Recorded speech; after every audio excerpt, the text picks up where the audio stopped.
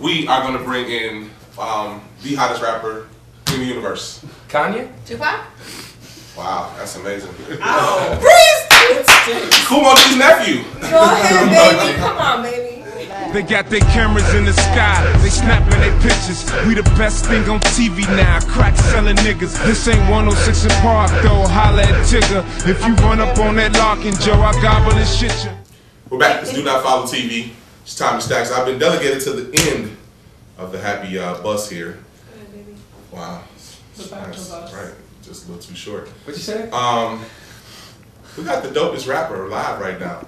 He's not part of the Mau Mau movement. He's part of the Pow Pow movement. And here we have the rock star that's really feeling himself right now with his Nacho Libre shoes and his Green Lantern shirt and his movement coaster.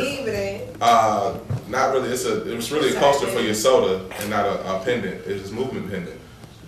It's a medallion, baby. Same thing. It's just medallion and pendant is the same thing in German. We got PREAST G, everybody. We're gonna talk about his latest album. And what's doing that? You know how corny it is? Everybody right now is doing this in their pictures. Y'all stop that shit. Don't do that. What is it? Don't do that no more. It's not cute. I did that in my Christmas Can't even card. do fuck you no more. No. It's all over right now. What's coming Can't do through. west side. Can't do shit. How about waving at people? You know what I'm saying? What about smiling? Right. I don't want to smile. Jay fucked that up too. Whatever happened to cheese? Just wave. To the left, to the left. Okay, PREAST. So we're gonna talk about what was your inspiration for the album? What did you think about?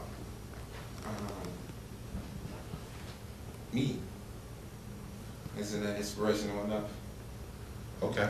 Now, in your credits, you say that the album is dedicated to every woman that's floated through your life, past, present, future. If you was just there for a millisecond.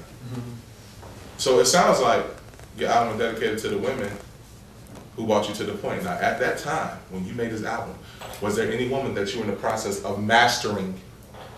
No, I'm so glad you brought that up though, because when I was in the green room, I was thinking about. I was watching what y'all were saying, right? You know, on the screen and such in the green room. You said so. I wanted in on that conversation. Okay. Know? Like being a connoisseur of women. Right. I agree with you, but let me give you some love. It's a beautiful thing. So, like I know when a woman has on Michael Kors, it makes my nose flare up. You like Jay-Z, because Jay-Z always knows what kind of shoes and jeans a woman got on and shit. I'm not into that because they can have on some skins. Man, I always know, you know, first thing you say to a woman is somewhere around like, man, there's some nice Manolos from 76, you know, color brown wool, you know. I ain't gonna say no more than that, but I don't know what type of shoes they be wearing, but being a connoisseur of women is real shit, it's real talk. And you know, like what you were saying earlier, like you want to know, you know, you study them, you take it in, like, I feel you, you know what I'm saying? You capture them, you study them, and then you release them back into the wild. You know what I'm talking about? There's a man with integrity. Into the wild. Into the wild. Right. Because hopefully after you're done, you know, doing what you do to them, you study them, and then hopefully you give them something, then they can survive better when you're out there. Have you ever been changed by a woman? Have I ever been changed by a woman? Yeah. Yep. I hate all women right now. All the time. Right. She roped up. Actually, every time. Man, that's what's the beautiful thing. It is an exchange. It's a symbiotic relationship. But, you know, hey, be real. Like, why y'all be fronting? Like, y'all front on men.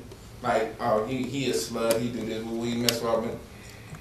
How many pairs of shoes do you own?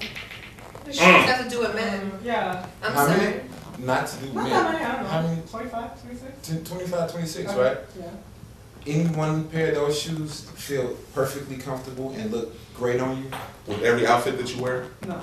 Exactly. Don't matter. I'm saying, do any one pair feel great on you? Are they comfortable and look good? These Lord of the Rings boots look pretty comfortable. Those are from Fable. So you have a pair of shoes, one pair of shoes. They look great and they are comfortable. They feel good, right? Why ain't that the only pair of shoes you own? I mean, I don't really think you can compare relationships. No, yes. How many camels lost their life for that? Why isn't that the only pair of shoes you Much own? more complicated. Why don't you just wear those shoes for the rest of your life? Because they're the perfect pair of shoes. Because those shoes don't look right with every outfit. Yes, they look good. They look good. Yeah. So in our reality, just let it go. Let him see that. Okay. Yes, we're a That's lot right. So more you like gotta them. We switch. are different. Yes. I'm saying you gotta We switch do it up. need a pair of minis, And we do need a pair of those. I want like the shoes from So, Tom. I mean, I heard Tommy say That's what earlier happened that to your Joe daughter Camel. made those shoes, or whose daughter? Like, cause them look like Somi's cousin made those in Taiwan. Probably. You're from Taiwan because your cousin made them in Taiwan. That's where he got booted to the sweatshop. Oh, Indians are Asians. India outsources their work that gets outsourced. Your cousin somewhere made her shoes. Isn't that ironic? Priest, I got a serious question for you. It's on a more serious topic. I took a listen to your CD before we got started, and with all that's in the press and everything like that nowadays, with the use of the N-word, how do you feel being an artist? Where do you feel your responsibility lies? And I mean, as far as freedom of expression, or you know, and being able to be an artist, and what your responsibility is to your community. That's a good question, like my that. nigga. How do you know? Well then. Listen, it's all relative, right? You know who to get whatever from, whatever. You know what I'm saying? Like, if you want a certain type of flavor, a certain type of idea, you go to certain people.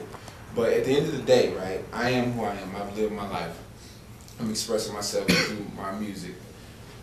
Do you want me raising your kids? Probably not. Exactly. I don't want C Murder raising my children. You know what I'm saying? Right.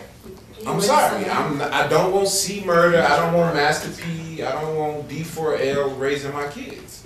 So they will not raise my Pretty children. much nobody with a capital letter in their name. Like, pretty much. Or if they're on TV, like they're not ZZ going to Top raise Top. my children. So, you know, if you know, it's incredible for a motherfucker to be concerned about what the hell a rapper is talking about and saying how they doing the kids when nobody says nothing, and it's been used before, and I'm sorry I can't find a better analogy, but Schwarzenegger, you know, nobody come down, Schwarzenegger in Terminator, he killed 50 million cops, or James Bond just killed motherfuckers randomly in his movies, but you take your kids to see that. You know what I'm saying? Absolutely. Or you'll let it play on the TV. Absolutely. You don't hold them responsible for that because it's entertainment. It's art. So don't hold me responsible. And do you want me raising your children? Right. If you don't let me raise your children. After this album, what do we expect from Priest? Do we expect you to start doing like the world and everything in it, baby? What you? Are you going into acting like every other rapper? No, I'm I not. can have your own clothing line too. Clothing I would do. Culture though. None of that fake ass rocker wear, footwear shit. My shit gonna be exclusive. But I will do that. I'll get to that, you know, when it's time. I'll come back on the show, let it be known. But I don't plan on acting because I think I would be a terrible actor because I'm me all the time. So it'd be very hard for me to get into a character of somebody else. You know what I'm talking about? But directing, producing, owning the studio, yeah. That sounds like a pretty. One of the worst things that happened for our generation was the Be Like Mike campaign, because you can't be Mike. That's an unattainable goal. Be like Michael Jordan. That sent a whole slew of kids off. It should have been be like Jerry, or be like the Jerrys. Manage, own, control.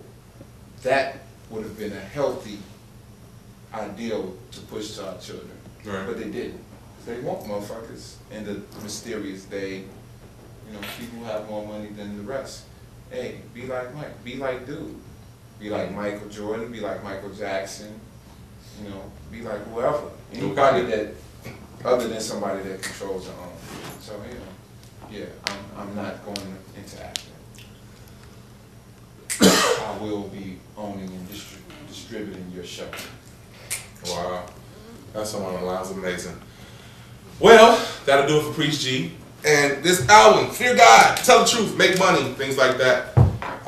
It's got a couple good cuts on it. And again, Charlotte Esquire is the producer. This is Do Not Follow TV, and I'm Tommy Staxx.